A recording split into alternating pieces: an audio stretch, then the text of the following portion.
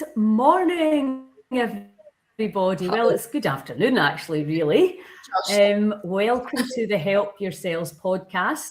And with me today, I am delighted to have Kay Starr, who I met. Sorry, shut this up.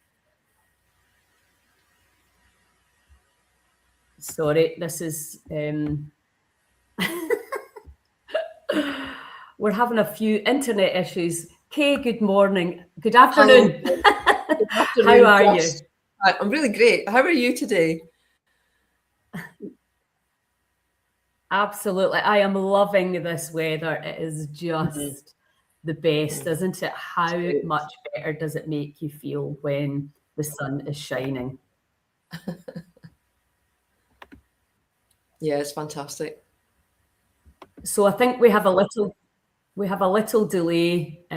As I said, I've just updated my computer. We've got 5G. I'm not entirely sure, but let's give it a go, and hopefully we can get your message of magic out to the Heal Scotland and Beyond community. Hello, Heal Scotland community. Obviously, you've been getting phenomenal.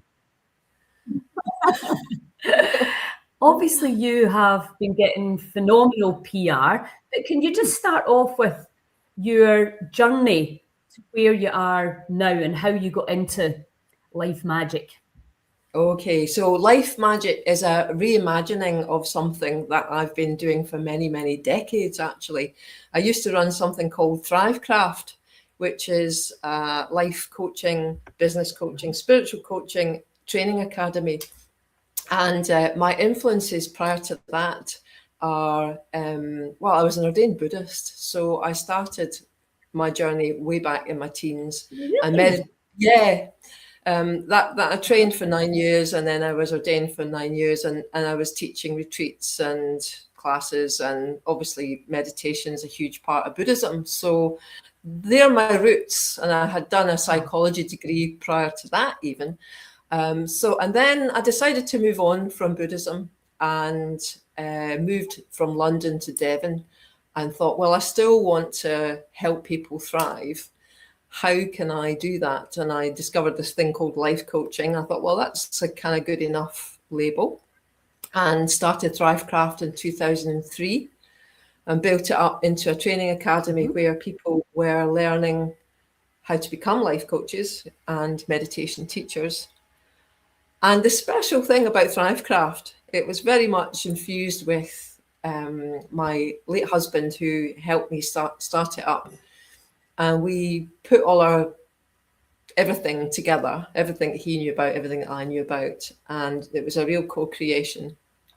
And it specialized in meditation, inner wisdom, finding that truth, finding who we are, and manifestation, which is something that gets talked about nowadays. Manifestation, how to deliberately create the life that you want. But back then, nobody really was talking about it. So we were doing that from the early 2000s, and switch the clock forward right till now. Paddy has now left us, bless him, and I moved back to Scotland, my homeland, to this beautiful little island, Isle of Cumbrae. And yeah, I've been doing a few things as I've been recovering from nursing home and grieving him and setting up my new life here again, another new life. And yeah, I was doing bits and pieces and bits of this and bits of that, and doing a little bit of filming, a bit of radio, doing the odd course, class. I did something called Love Magic 2 years ago, and it was a kind of reform of something I used to call Get Ready for Love in the Thrivecraft days. And I realized this magic word just feels more contemporary, feels more alive. And I think I'm kind of a bit more out the cupboard with the out and out spiritual side of what informs my practice, everything that I share with others. So yeah, Life Magic came together. We had Love Magic 2 years ago, and then I've relaunched this autumn with a bang, and everything is happening. Got a weekly class, got a retreat coming up, got a new radio show about to start, and I've got a book downloading inside me as well. And yeah, it's oh, and we've got our first film being screened in Millport, Isle of Cumry, because I set up a little media hub, and we got a grant for some media equipment, and we're just taking films, and our first screening of our very first film is happening on Saturday. So it's just like, whoa. I knew this. I mean, I can sense. Yeah. I can absolutely sense the energy from you, and it makes total sense. I didn't know. We've not really had a huge amount of time to chat, although we've met a few times. Yeah. So to really get to know, when did Paddy cross over? He crossed over in 2022. So yeah, he'd been ill for quite a long time. I nursed him for about 4 years ago, not that long ago. But my life kind of, when I moved back to Scotland, it's this island, Isle of Cumry. It's pretty near Glasgow, for those who don't know where I am. It's known as the most accessible island in Scotland, or one of them. And it's where my mum settled with my stepdad. So I had lots of holidays here, and I've ended up making it my own home. Yeah. I know, I need to come and visit. There's something magical about islands. And I think that because the sea sweeps round the islands, it cleans the energy. And there's, I lived in Malta. I love Skye, Mull, Iona. These islands these islands have their magic, don't they? Well, this island is apparently made of a lot of quartz crystals. And there's a real longevity thing. We have lots of healthy elders here, and there's a beautiful standing stone. There's a real energy here. But recently I've connected with what's called Wee Cumry. So I'm on Great Cumry. That's Millport, Great Cumry. There's this uninhabited island that you get to by boat very close by called Wee Cumry. It's got a beautiful manor house on it, and they're just getting it going as a retreat centre again. And I've been to visit lately, and it was one of the pieces that was in the local news. And I realised I'm going to run my retreats there, Life Magic retreats there, and help them develop their vision for what they want to do with the island. So really excited to that development. How many bedrooms does it have? It's got 7 double or twins. It's maybe got a couple more that could be incorporated. And it's also got an amazing flat space for glamping pods. And it's you get a whole island to yourself. It's just absolutely stunning. So it's petite, and you do have to get there by rib. So it's a bit exciting. It's there's no ferry there or anything, but there's a chap that takes you over. So that's what we're doing come September. That all sounds absolutely fantastic. And there's nothing nicer, is there, I was just talking to my friend, being remote, but still being handy. Yes, exactly. You're not too far away from the people. The people can get to you easily. So tell me a little bit more about your Buddhist journey. Sure. It was something I discovered. I was studying psychology at uni, and I learned a bit of meditation doing yoga, and I was quite intrigued with it. Basically, I went to a class, and it happened to be the Glasgow Buddhist Centre. Knew nothing about Buddhism, and it was a very contemporary order. They were very kind of groovy and happening and modern.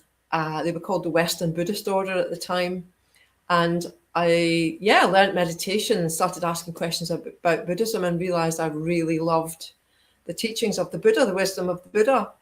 And I just dived straight in, moved down to London, and lived in a kind of ordination hothouse community. We lived in community houses. They had a sort of single sex principle at the time. So you lived with all women or all men if you're a man. And it was to do with letting go of gender stereotypes. That was the kind of thinking.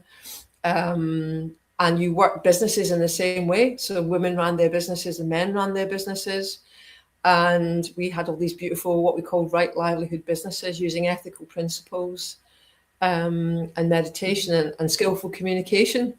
And Yeah, we were in Bethnal Green, East London, and I was there for 16 years, got ordained in the middle of it. Actually, the year of the ordinations, which was 1993 for me, the ordinations happened to be in Scotland because we were in between retreat centres. So I was ordained in Scotland, near Balquhidder, on Loch Foyle, at the Danakosha Retreat Centre, which is still running as a Buddhist centre, and actually had a retreat with them last year, reconnected with them. They still feel like my brothers and sisters from like a long time ago. And yeah, continued to live in London teaching. And it was such a kind of, we called it the new society. You know, how do you run businesses? How do you reach people? How do you help people thrive? All informed with the wisdom of the Buddha, and you know, without all the kind of cultural baggage, just making it relevant and modern. And I absolutely loved it. I mean, what a way to spend your 20s and most of your 30s, in my case.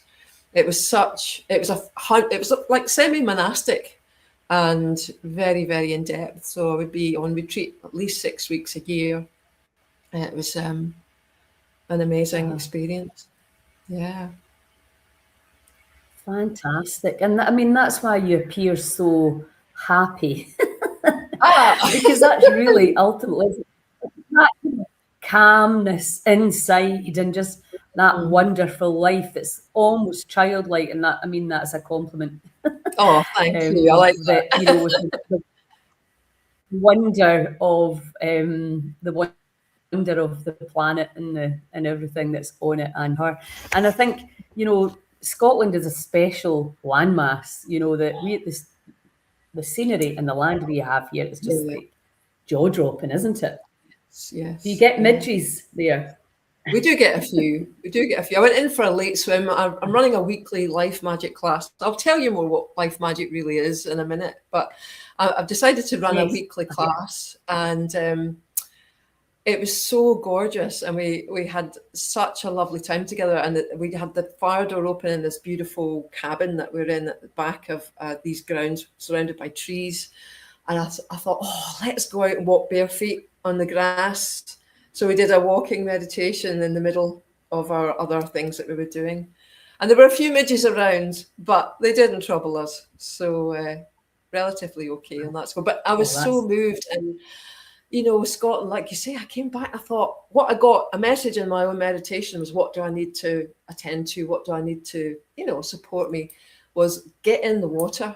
Because you can swim, you can wild swim all around the island, easy. And I just did it. I went and got some leggings on, a long sleeve t-shirt. I was in there at 9 o'clock, swimming in the sea, and it was sublime. All these swallows overhead, everything blue and peachy, and oh my gosh, it was absolutely gorgeous. Well, that's how, when you're most connected to the free flow of electrons, is when you're in the salt water, you're getting supercharged. So, you know, we all know that feeling, right? And part of it can be the cold, because let's face it, even in the summer, the water is usually pretty cold here. But you get that, like, just that feeling of just bliss and connection. I just love it. I'm going to Jersey on Monday, so I'm excited to be in the sea every day. Because obviously when I lived in Argyll, it was really easy. I had rivers, I had the canal, I had the sea right there. And there's rivers up at the hub, but I miss the salt water, definitely. I love it. Well, So I'm really magic. inspired by, I mean, I met you at Wild Medicine in Tarbert, the wonderful festival we did, and really inspired by the physicality of what you teach, you know, the kind of biology of it almost, you know. But obviously with the values of nature, and because we're natural beings, aren't we?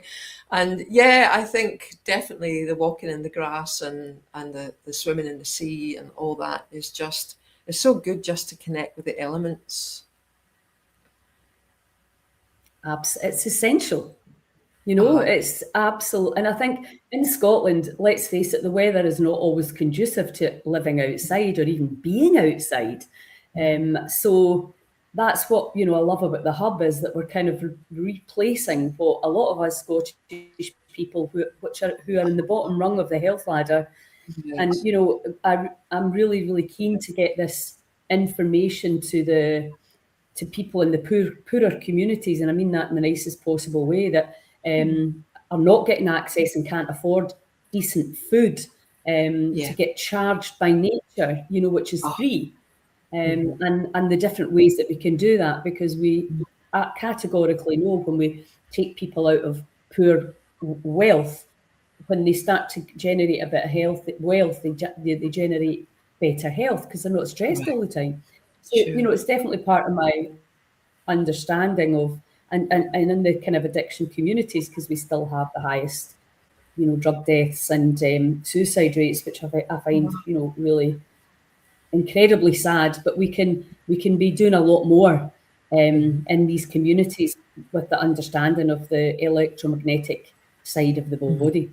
So you've got a weekly class going, and you're going to be doing retreats. Yes. Yeah, we're going to do. What would somebody? Yeah. What would somebody expect when they come along to a retreat? Let's start with the retreats. The retreat.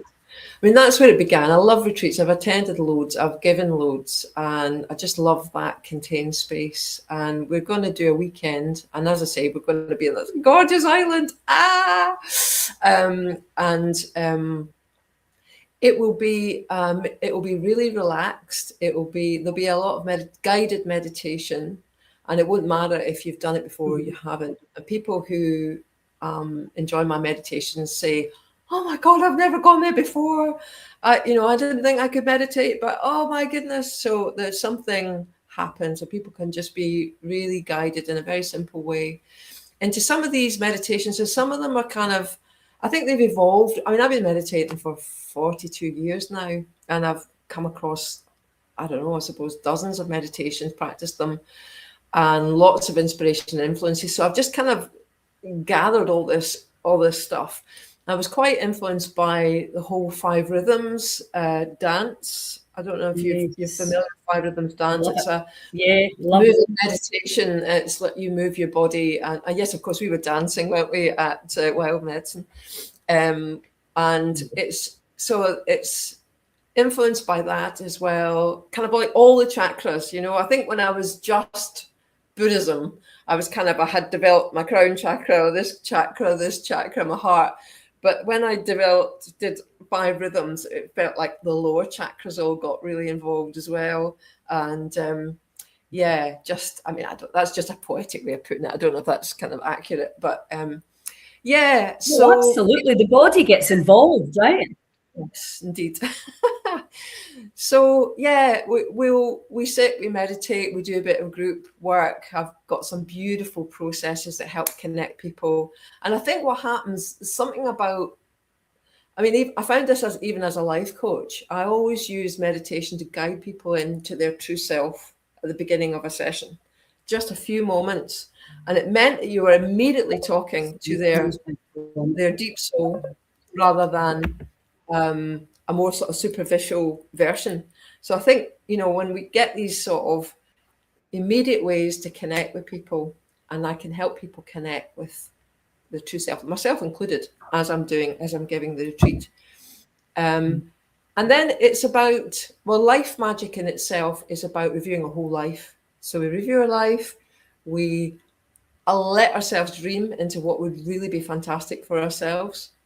We look at releasing some of the things that have got in the way of that. This is sort of classic life coaching shape in a sense. And then what we add on with the magic bit are some of these incredible manifestation practices I've learned over the years that come from gurus and all sorts of places. And the manifestation is about telepathy, basically. It's about energetically changing your broadcast signal out into the world. And we can do it really well with certain meditation techniques. I teach a course called Soulful Marketing, and we basically learn telepathic marketing. So it's we don't have to go out there and get online and maybe we will do some of that too, but we'll do it from a place of real alignment with who we are. And when I train people to become Thrivecraft coaches, I did a whole module on business, because these are people that they just want to help people. They're healers, they're whatever. and they don't necessarily want to kind of price themselves big and do the hard sell. So part of what I coach is how to do it with integrity and really align yourself with value and giving and connecting in a very human sort of way. And that's the way I've always done it. So it's interesting you're saying I've got this kind of great big media presence at the moment. Well, big media presence. I mean, I've been in the local papers a few times. But it's all kind of come because I've got really clear what I'm doing. I've got really aligned with myself. I'm really in touch with what I want to give people. I reached out to one person that, it was all synchronicity, and this chap wanted to do that, and he wanted to do a story on this. And, it all just happened because I'm really standing in the truth of what I'm passionate about. And yeah, I'm clear about it as well. And I've got my kind of business. But I personally, I like a very, very light structure and framework, and then a lot of spirit and a lot of alignment and a lot of energy work to support that. I love it. It's something I love it. You liked it. It's from my Buddhist days. Yeah. I mean, we ran these right livelihood businesses. I've actually got a lot of business experience, and then I went on to become a development consultant and a community development consultant. I helped create businesses, houses, Save Village Shop, all that kind of. I'm really into community as well. So I've got this sway of practical interest, and I do help some businesses. I do some development consultancy still for businesses, but just the ones I like and the ones I really align with. And combining that pragmatic thing with this spiritual power, whoa, that's incredible. And we're rolling out business magic courses, abundance magic courses, love magic again for people who want to find the right love in their life. And it's all the same principle. It's infusing a light, practical, clear structure, which you might call maybe the masculine principle. I don't mean male, I just mean the masculine principle in terms of wisdom, with a more feminine principle in terms of intuition. I'm really into helping people develop their inner wisdom, their intuition, and then everything becomes easy because you just know what's right for you, and you learn to trust you and to hear it, and you learn to trust that. And then it's about synchronicity. Things just happen, path of ease, all of that. It all just starts to unfold. So I just think we all need more of that. And that's kind of what Life Magic's all about. Absolutely. And it's that kind of infinite trust, that I have now that, just, thy will, not my will, and just seeing what's coming towards you and deciding whether what road you take, what potential in the field you point towards. And, you said there about clarity. I think that's really obvious. I'm working with people who are very unwell, and I say to them, right, let's get the Google Maps out, Google Health Maps out. Where are you going?